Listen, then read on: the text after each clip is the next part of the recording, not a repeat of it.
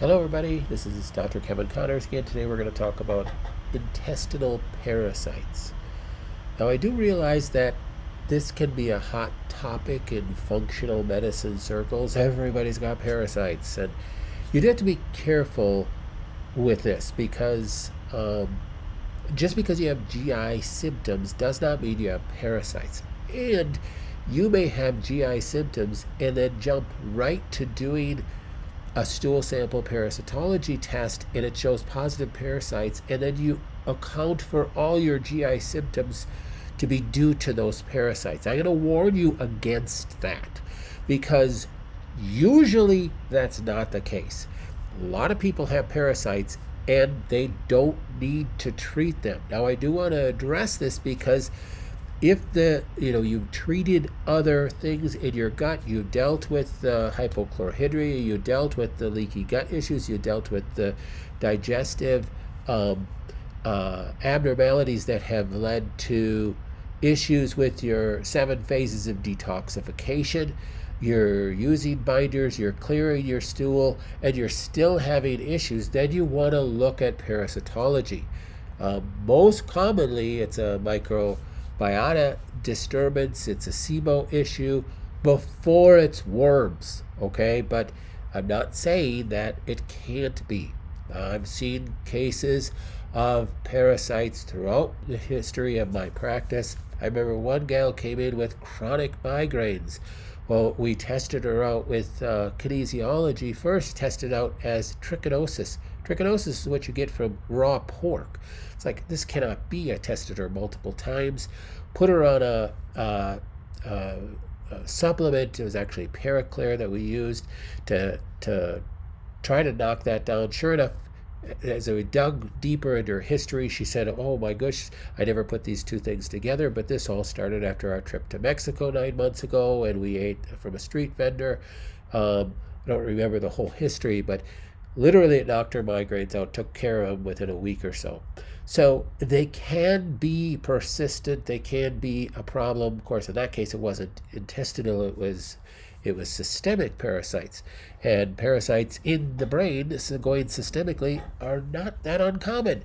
But I also want to warn against, there's a lot of misinformation on Instagram and Facebook out there, especially when you talk about cancer.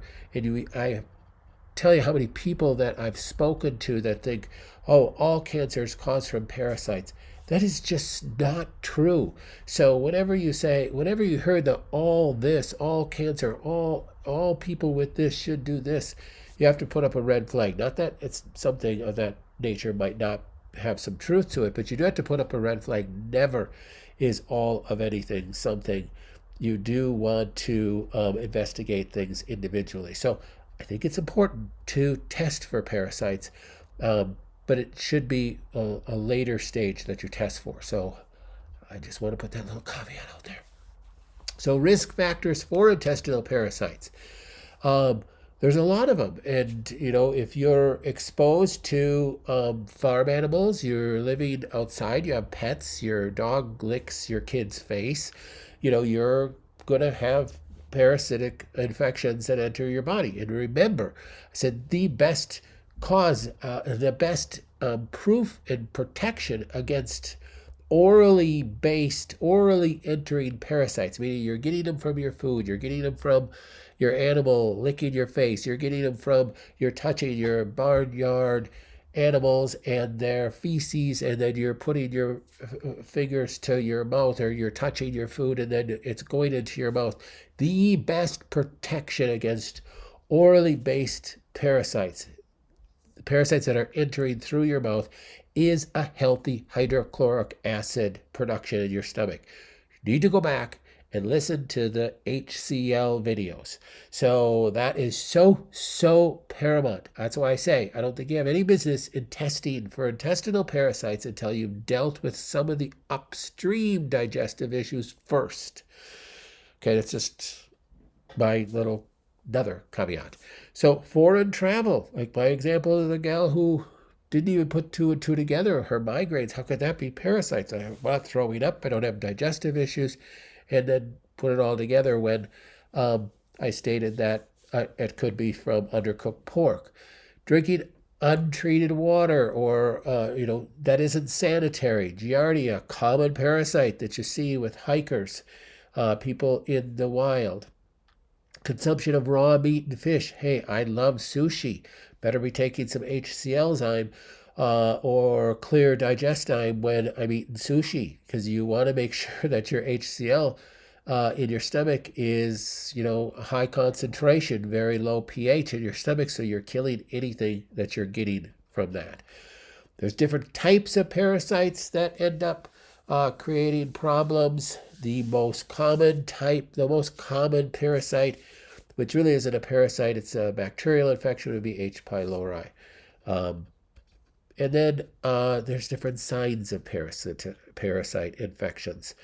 You can stop the video and read this. I'm not going to just read the slide. Intestinal parasites, from a functional blood chemistry analysis pattern, you'd see an increase in the eosinophils. Now, where are you going to see eosinophils and basophils and monocytes? On a CBC, a complete blood count with differentials. You'll see an increased eosinophils, increased basophils, and increased monocytes.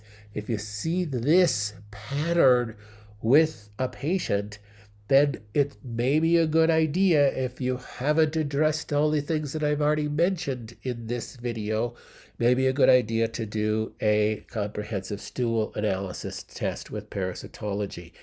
We use Mosaic Diagnostics for that. This is just a screenshot of one page, and it gets into detail. That's why I like their lab. It gives you digestive and absorption of nutrient analysis, because it's measuring different things. It gives you I'm not going to read all this. You can pause that. It really gives you a good picture of what's going on in the gut. Again, it's not perfect. Like any test, you look at the big picture. You don't just go off that test and think that, oh, my whole goal in life is just to kill these parasites, and once I kill these parasites, my health is going to come back into order. Because usually parasites are there because of other dysfunctions. So the parasites are typically not the bottom line cause. So you have to get to that bottom line cause, heal the gut, heal the microbiota in the gut, heal the HCl digestive enzyme issues, and bring that into balance so parasites can't, live and,